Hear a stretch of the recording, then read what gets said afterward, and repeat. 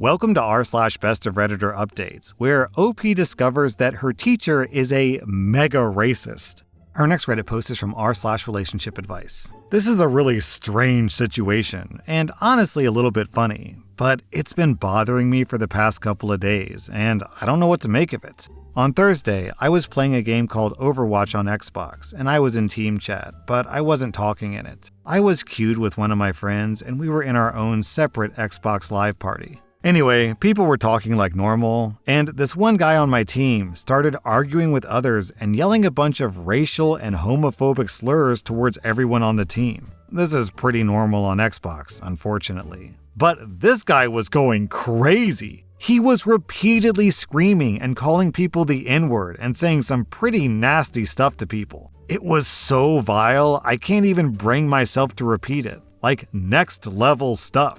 Again, my friend and I were talking, just listening. But I was saying to my friend, this guy sounds just like my math teacher. And sure enough, I take a look at his profile and it's him. His Xbox profile photo is literally a selfie of him. And he has his location on his profile. I say this to my friend, and we start bursting out laughing, just from the absolute shock. The thing is, though, coming to school and being in his class has been really weird. I can't look at him the same, and I feel a bit uncomfortable too because I myself am Asian, and there's a variety of races in my math class. I'm not saying it wouldn't be alarming if that wasn't the case, but it certainly enhances it. I'm so disgusted by him, and he doesn't know that I was in his game and know what he acts like online because, again, I never spoke in the voice chat. I took a capture of his profile and have it saved, but I'm not sure what to do about this, or if I should even do anything at all. Do I tell someone at the school? Am I overreacting?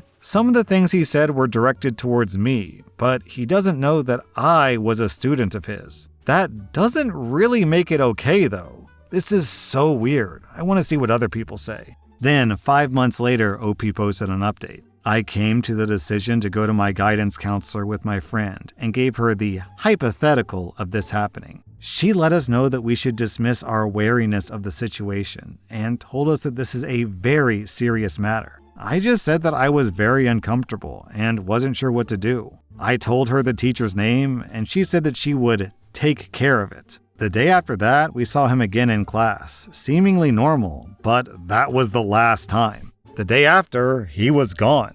Our class actually ended up merging with another one, and we shared that teacher. I was never informed about what exactly happened to him, but he hasn't been at my school since I brought it to my counselor's attention. I assume he lost his job. I was kinda shocked at this, honestly, because it was just an accusation, really, since I had no proof other than the screenshot of his profile. But maybe he owned up to it. I'm not sure. When it was fresh, people were kind of curious as to where he went. I kept my mouth shut. I really didn't want to spread things around. I'm now graduated and out of high school. My brother is still in high school, and I won't have to worry about this man possibly getting him or any other students he might be prejudiced against. I haven't had anyone harass me or my friend, so I really have to thank my counselor for keeping things confidential, as the situation was just uncomfortable all around. What? A school fired a teacher who did something wrong? I feel like I'm in a Twilight Zone episode. What's next? Teachers actually punishing bullies instead of the victim? Our next Reddit post is from r/2x chromosomes. A few days ago, my dad came over to my house for the first time in quite a while. I've had a lot of renovations done since he last saw the place when we first moved in. I have a nervous system condition, which, while very fortunate to be able to manage it in such a way that it usually doesn't impact my life most days out of any given month, it can render certain simple tasks very difficult for me when I'm having a flare. It's also important, as part of managing my condition and maintaining my high level of function, to limit certain activities which can bring about a crash or a flare. My husband is also disabled. He has hypermobile EDS, so together we made a list of things we'd love to have as accommodations in our home that we share, and we either DIY'd those things or found contractors to do them for us. I'm really happy with the results. I find that these accommodating renovations make my life a lot easier. I have fewer crashes and overall more energy. My husband is elated with how much more functional he can be after we made these changes. My father isn't a fan. He thinks it makes the house too weird. He's worried about the resale value. not that we're planning to sell anytime soon. He had a lot of comments when he came over. In fact, it was almost all that he talked about. I kept trying to gently tell him that this is just what works for us, and then divert the subject. But he was getting a bit worked up, which isn't really like him in those types of situations. The plan for his visit was he'd come over, meet my foster dog that he might adopt, and take the dogs for a walk, then get lunch. When I left him alone for a minute to use the bathroom after we'd walked the dogs, I came back out and found that he attempted to pull one of our accommodating mechanisms out of the kitchen wall. He hadn't caused any functional damage, but he did cause aesthetic damage in that it will now need to be repainted over. I was shocked and kind of hysterical in my reaction, and I raised my voice at him when I saw what he was doing. I think I yelled, "What the F are you doing, Dad? What's your problem?" And he responded, "I just wanted to see if it was removable. Sorry, it's just too weird." It's too weird. It's just not going to work when Billy and Bobby move in with you. Billy and Bobby are my nephews, my brother's kids. I've never invited them to stay with me, let alone move in for any amount of time. And I've never been asked to do so, even in the event that my brother and sister-in-law passed away in some tragic manner. To my knowledge, I should be very far down a very long list of people who could be asked to take those kids in before I'd be asked. So I was pretty shocked my dad would say something like that out of the blue, and with so much frustrated emotion about Billy and Bobby moving in. Because there's no reason, to my knowledge, for anyone to think that would possibly be happening. I asked him to clarify repeatedly, but he just waved it off and told me to forget he said anything, and he didn't want to talk about it. I pressed him, and all he said was, "Well, honey, it's a massive house. You have room for 2 boys." When I asked him why he would even bring it up, though, and clarified that not only did I have absolutely no desire to host my nephews for a visit, let alone have them move in, he clammed up again and just said, "Forget I ever said anything."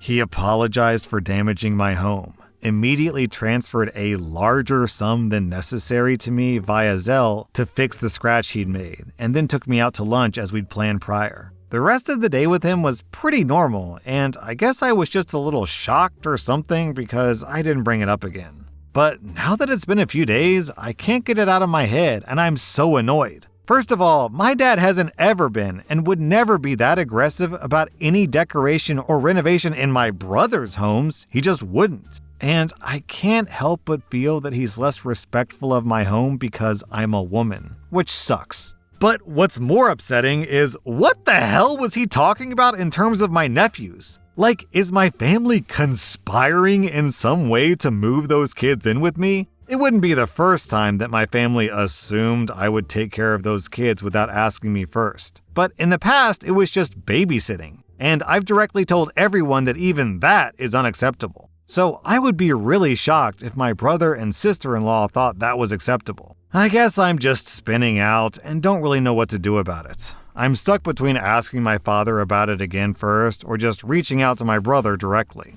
Then, one day later, OP posted an update. I talked to my brother on the phone about the situation, and he expressed that he had absolutely no idea why our father would imply that Billy and Bobby would need to move in with me at any point. He seemed genuinely surprised and to have no clue what the hell Dad was talking about. He claims to have absolutely never expressed anything like that to our dad. I believe him. I asked him if there was any possible reason at all that Dad would think that I would need to take in my nephews. Like, is there some problem Dad thinks that he's pre-solving without consulting either of us? Is there an illness or impending divorce or anything I don't know about? My brother assured me that there's nothing like that going on, and that, as I assumed, I of course wouldn't even be near the top of the list of permanent caregivers, even if something was going on, because he knows I run 2 businesses out of my house. And I'm also just not up for taking his kids in unless I'm the absolute last safe resort. Both of us are in agreement that Dad generally doesn't seem to have any other signs that we've noticed of declining cognitive function, like at all. But since this was such a strange outburst, we're still concerned that this is just the earliest sign. My brother, Billy and Bobby's dad, is going to talk to our dad about it ASAP and see what he says or what explanation he can give. Then we'll go from there. The issue that we're both aware of is that my dad, while a loving father and good man to many, is a bit of a liar and a lot of a manipulator. He has many of the signs of OCD and gets fixated on things, then tries to manipulate to get his way with his fixation. He means well, but he's been known to be full of BS and to have his own strange agendas that don't have much to do with anyone else's wants or needs. So unfortunately, my brother and I are going to have to confront him by essentially saying, "Dad, it's really important that you're honest about whether you are confused or if you're intentionally trying to lie or manipulate, because that's the difference between us freaking out about your health versus us just understanding that sometimes you lie to push your agenda, but your brain is fine." Then, 8 months later, OP posted an update. "Ever since I moved out of my father's house, leaving an empty bedroom and office space in a house that already has a designated bedroom for the kids because they had a lot of sleepovers there, my sister-in-law has been obsessively pushing the idea that my nephew should start living summers and school breaks at my dad's house. My nephews love staying at grandpa's because my dad has never been a real caregiver. So there are literally no rules, no bedtimes, no limit on sweets, no parental controls on the TV, no limit on screen times, no one checking if they brush their teeth or making them shower or do chores or change their clothes, zero supervision over them making messes or doing dumb stuff." So, of course, when their mom asked them, "Do you want to spend the summer at Grandpa's? Do you want to go ask Grandpa if he'll let you stay the summer with him?" they went feral over the idea, and my dad was immediately put in the position of either agreeing or disappointing his 2 grandkids and saying no. My dad hates saying no to family outright because he never wants family to say no to him at all. So he agreed, of course. My dad agreed to this last summer. But even with the help of a daily babysitter, who apparently quit halfway through, and I assume it's either because my dad made her uncomfortable, which is a whole different kettle of fish, or because those kids are super entitled. And even though the kids are getting more and more independent, it was torturous and exhausting for my dad. He never wanted to do that again. But my father is addicted to being the hero of the family. He needs us all to need him, and he needs us all to think that he's great. Plus, he has a massive ego about defying the idea of aging and being ultra energetic and healthy and not an old man. He couldn't bring himself to admit that he doesn't have the energy for those kids, and he didn't want to say no because he doesn't want to normalize anyone saying no to anyone in this family. So he was planning to pawn the kids off to me next summer. He was going to agree to take them and then bring them to my house and, in his words, ease into a smooth transition from his house to mine. From the sounds of it, and also just knowing my dad, I assume he was going to beg me to take the kids for a single day, drop them off with overnight bags and say, "Didn't you say they could sleep over?" Then make up a ton of excuses as to why they needed to stay at my house for longer and longer until he ran out the summer. Personally, I know this wouldn't have worked. I'd literally be dropping the kids off at their own house or calling the cops 24 hours later. But I don't think my dad understands just how badly his plan would have panned out because I used to be a massive doormat. I think he truly believes that he could manipulate the situation and me into working out in his favor. My dad apparently asked my sister-in-law if it was okay, and she said yes. But she never even asked me about it or brought it up the whole time that we were all wondering what my dad was on about. She only confirmed this after my dad finally admitted to his scheme, which is wild because she had just stood there and said nothing about it while my brothers and I were trying to figure out if our dad was insane. And to be honest, I think my sister-in-law knew the whole time that my dad was going to fully pawn her kids onto me. And she didn't want to say anything and risk having to have her children, gasp, living in her own house all year. I truly don't know what she thought was about to happen, and when I asked her, "So you didn't think that you should even confirm this with me?" she swore that she remembered talking to you about it, which, no girl, you did not, and I would never agree to that. My brother is fairly livid with his wife, and we're all becoming increasingly less patient with my father's triangulation BS. Like, I'm in my 30s, my older brothers are both pushing 50, and it's saying that our dad is still scheming and claiming it's all in the name of what's best for the family. Because we all have our own families now, but he acts like we're bickering children who he's having to manage in order to keep the family together. Which is extra insane because my brothers and I were not children at the same time. when really he's just obsessively trying to maintain his preferred status quo, in a reality where it makes less and less sense to maintain. Well, OP, the good news is that your dad isn't crazy. The bad news is that you have two scummy family members, your dad and your sister-in-law. Good luck, OP. That was r/Best of Redditor updates, and if you like this content, check out my podcast where I publish the exact same episodes. Also, hit that subscribe button because I put out new Reddit videos every single day.